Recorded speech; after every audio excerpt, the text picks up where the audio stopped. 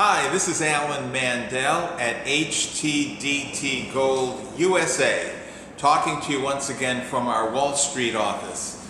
Well, it looks like today, Thursday, October 10th, the gold market is getting hit a little bit, and I always leave open the possibility of a counter-trend move.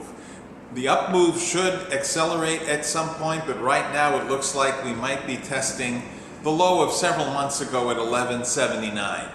Could stop here, but it could go a little lower because the enemies of inflation keep trying to talk the market down.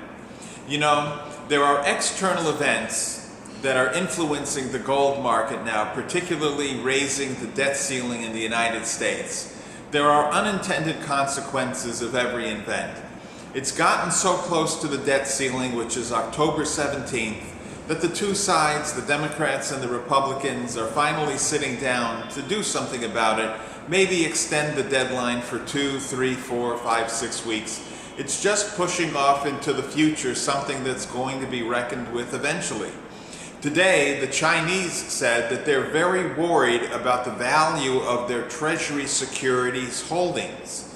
They have the largest securities holdings of treasuries in the world.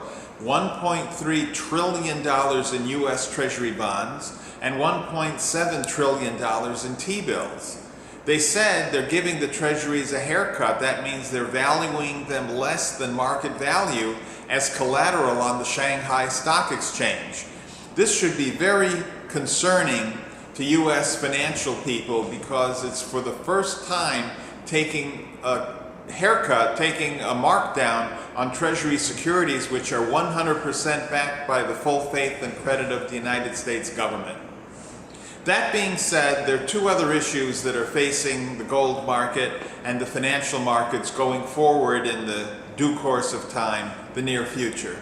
Janet Yellen has been nominated by the Obama administration to be the next Fed chairman. Janet Yellen is a dove. That means she will continue the easy money policies of Ben Bernanke.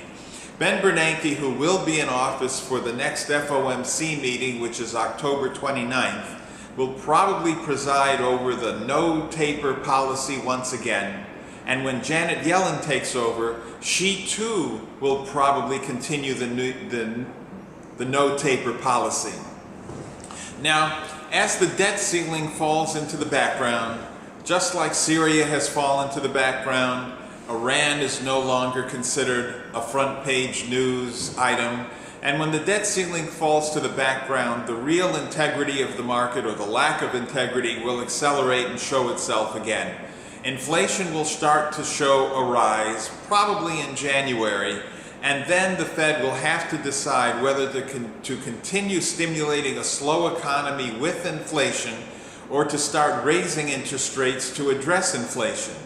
Either way, it's a lose-lose situation because I see stagflation coming that last occurred in the 1970s.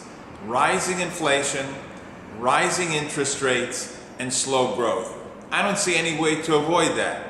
So given that there may be another few percentage points drop in gold, the future still looks very constructive. And I would really pick up gold and especially silver on any pullback here, especially if it starts to head towards that 1179 level. The Chinese are buying heavily, so are the Russians. The Indians have exceeded their import quotas.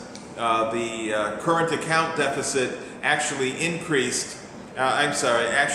is better than thought because gold has increased, imports of gold have increased even though they had a temporary tariff on imports.